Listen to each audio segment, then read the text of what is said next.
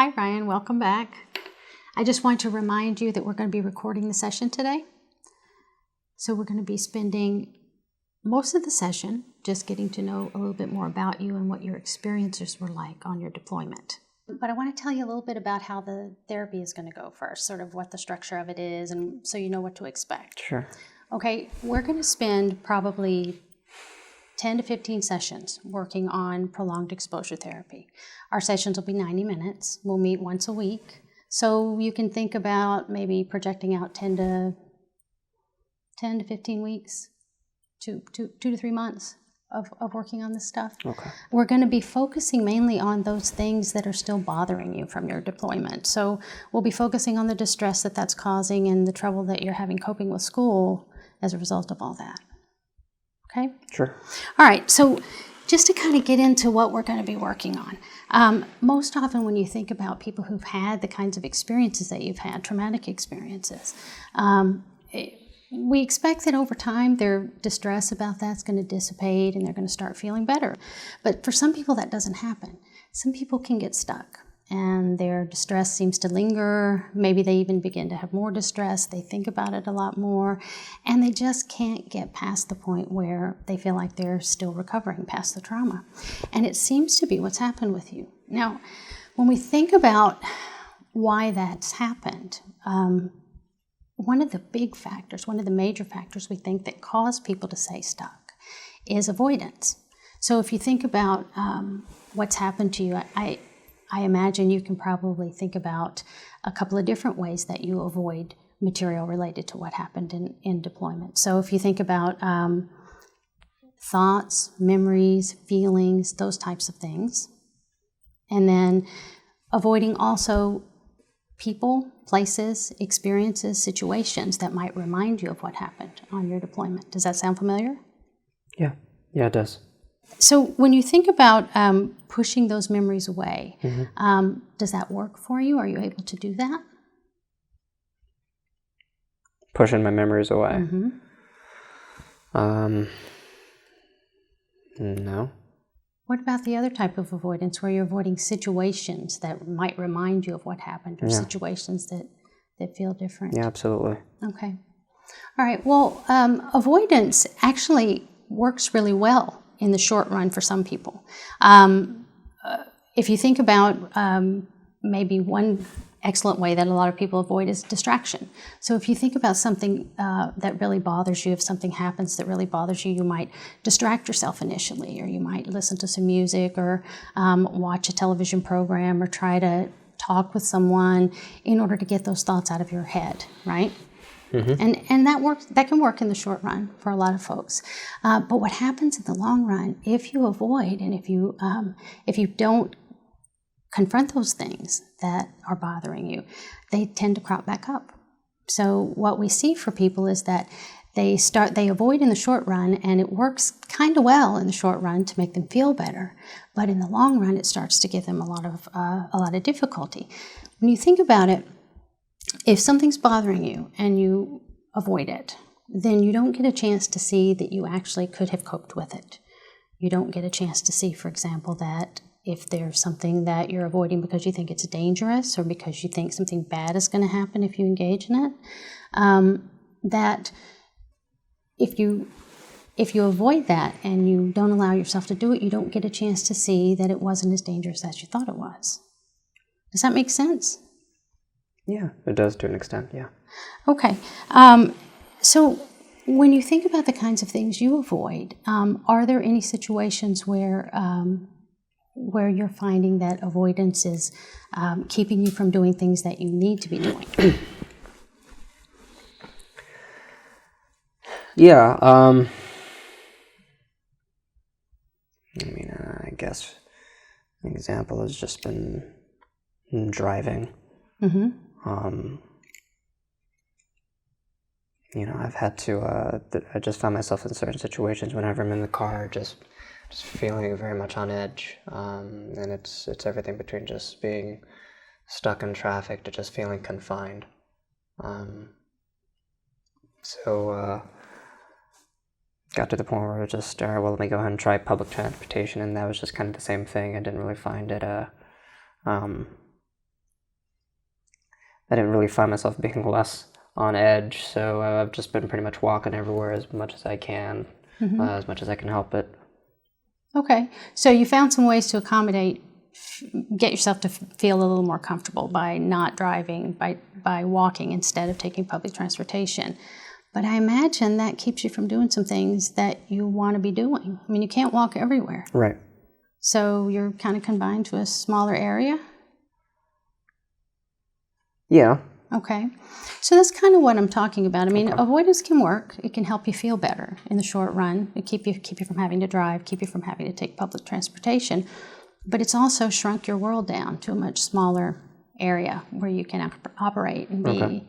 And so what we try to do in this treatment is actually help you do the opposite of that. We try and help you confront the things that you're avoiding, make contact with them, stay with them, and begin to take back some of that ground that you've been losing to avoidance.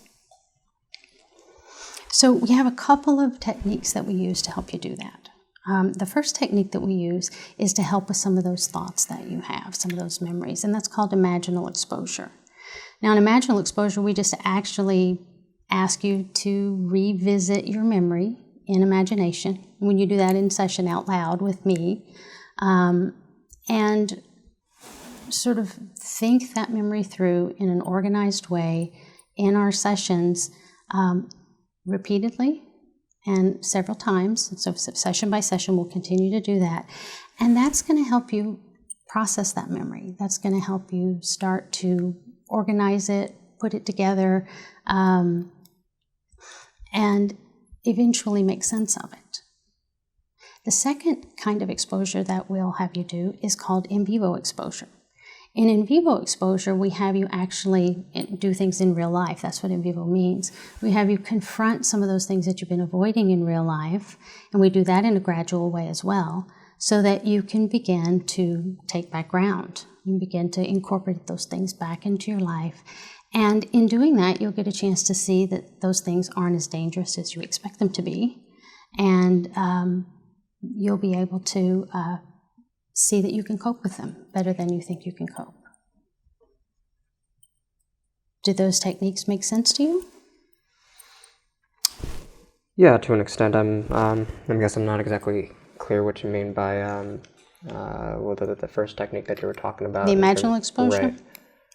Okay, in imaginal exposure, part of why we have people do imaginal exposure is the memory that people have of a trauma tends to be very disorganized. It tends to be, it can seem kind of mixed up and confused. And I don't know if this is your experience or not, but a lot of folks who have PTSD will tell me that the memory that they have of the trauma comes back to them kind of in images or flashes. They may remember bits here and there. It kind of comes upon them when they don't really want to think about it. They can see something in their environment that will trigger them to think about bits and pieces of it, but they never really think about the whole thing all the way through. Part of the reason they don't do that is because it's distressing. It's upsetting to think about some of the things that have happened. And so there's that avoidance again, playing the role of kind of keeping you from doing that. And so in imaginal exposure, what we try to do is take all those bits and pieces, all those images that keep coming back to you, all those parts of the trauma, we organize them into a whole and try and help you make sense of them, put them together. So we'll start at the beginning, we'll kind of tell it through as it was happening. And that will help you process it.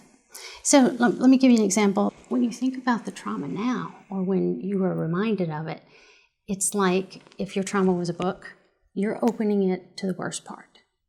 And you're reading a little bit about it, it's distressing, and so you say, I don't want to see any more of that, I don't want to hear any more of that, you should close the book, right? Mm-hmm. And it makes sense that you would, because right. Nobody wants to feel anything that feels distressing, so you close the book. The problem is, you don't read the part that comes before, you don't read the part that comes after, and you don't kind of link it with all of the other things that happened to kind of put it in the context of your life, make sense of it. And when we do that with our experiences, we're able to kind of move past them. When we don't do that with our experiences, they keep coming up and bothering us because they sort of need to be processed like that. And that's actually one of the signs for us as therapists, what we look for it kind of tells us there's unfinished business here, that you need to be processing that.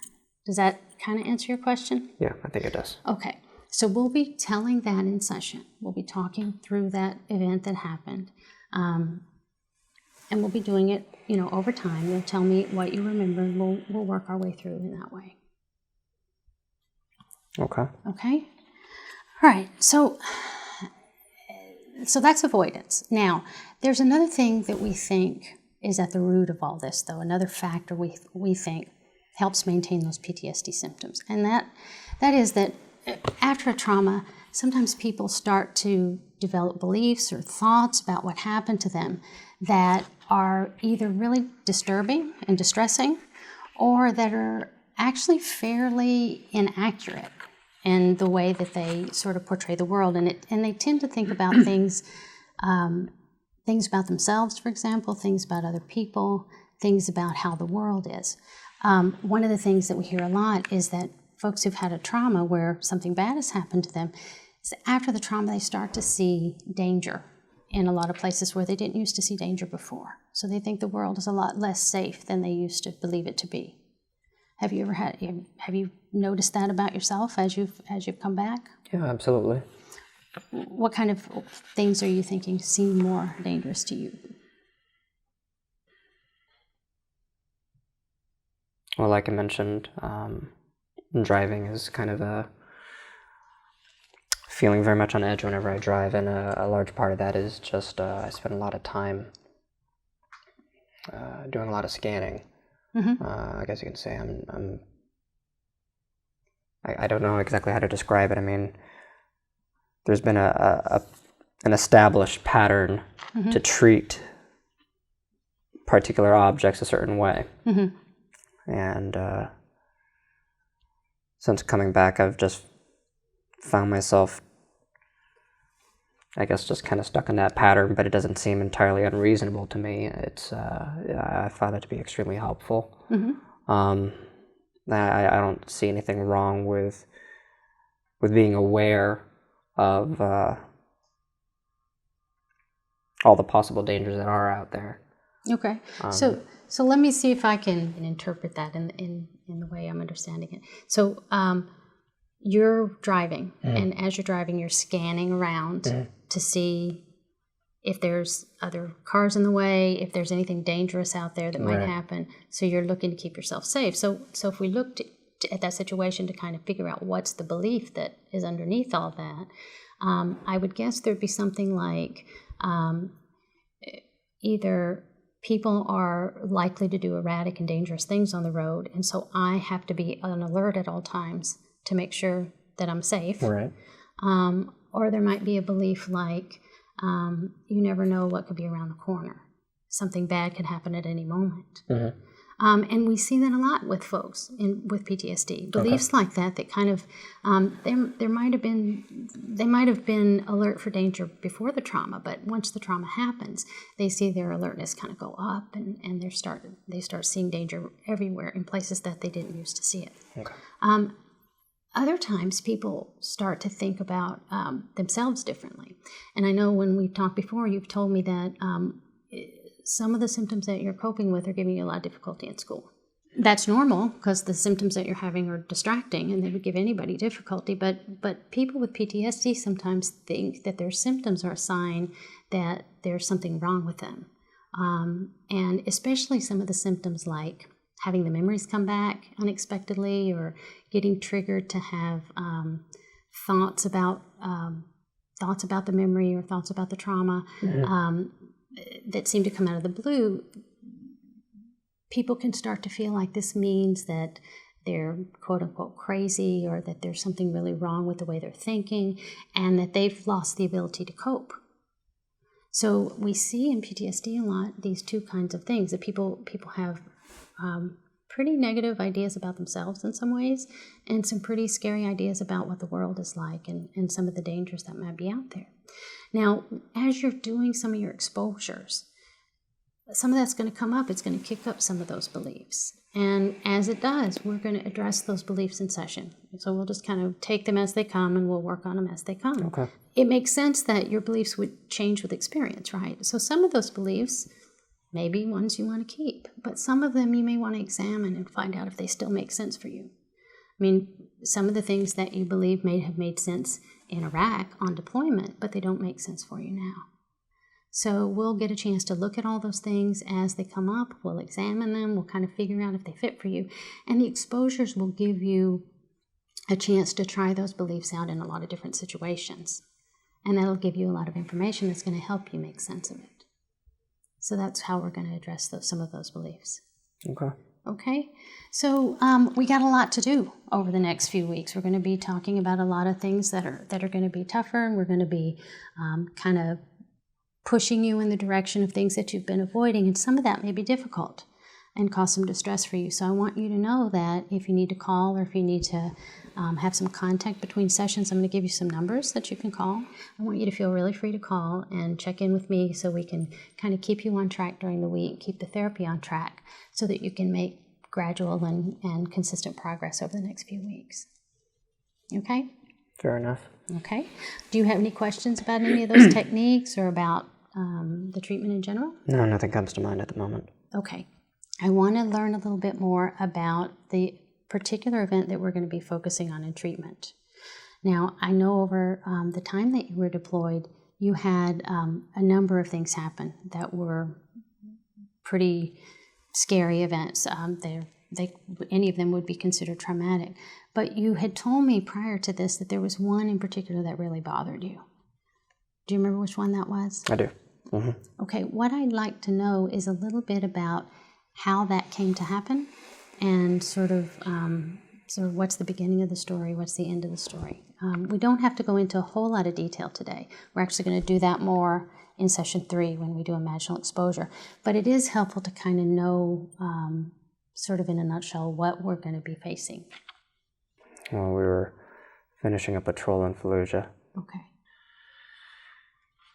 We were driving back to the fob and we drove by a remote-activated IED, which was hitting a dead dog. Mm-hmm. It was detonated right after we drove past it. It was the second vehicle that was hit. Corporal Thomas was commanding in that vehicle, and it pretty much blew the door right open and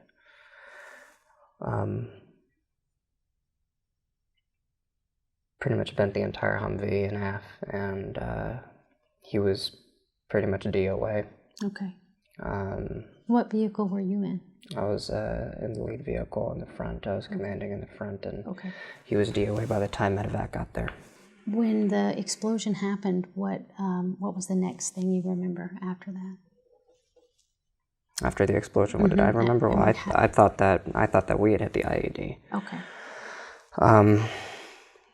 I checked with everyone else in our vehicle, and everyone was fine. Once we punched through the kill zone and hopped out, that's when I saw Jameson. He was his leg had been pretty much snapped. And shortly after that, that's when I saw Corporal Thomas. Okay. Okay. And then after you saw that there were at least 2 people injured, and what was the next thing that happened?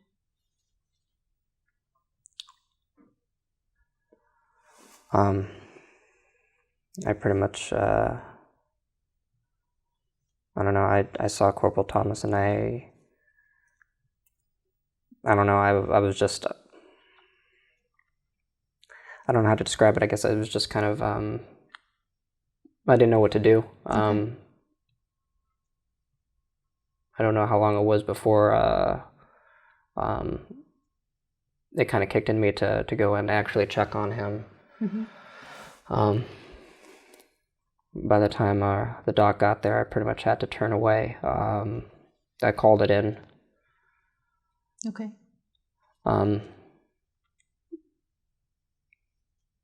Chavez came over to me and he showed me the IED itself. He showed me where the wire was, and it was, as you can see, it was pretty shallow. Mm-hmm. It was pretty much just sticking out of the ground, and it was something that I could clearly see. Okay.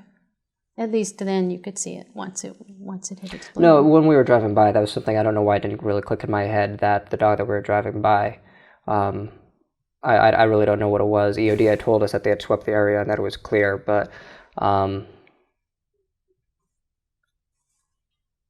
when we had driven past it, like I said, I don't know what was going on in my head. I would actually just turn to our driver to make a joke about it. So it was something that I had seen, and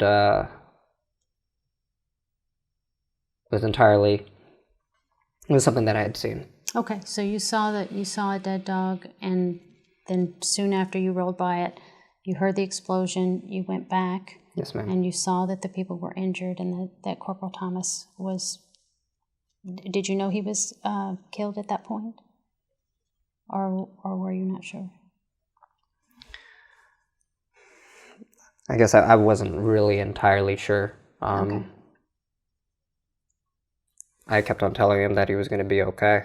So then you called it in, and then the people arrived on scene to help. And after that, what happened? How did things wrap up after that? I kept on checking in with our doc and seeing if he was going to be okay. I don't know. I knew that it was kind of pointless.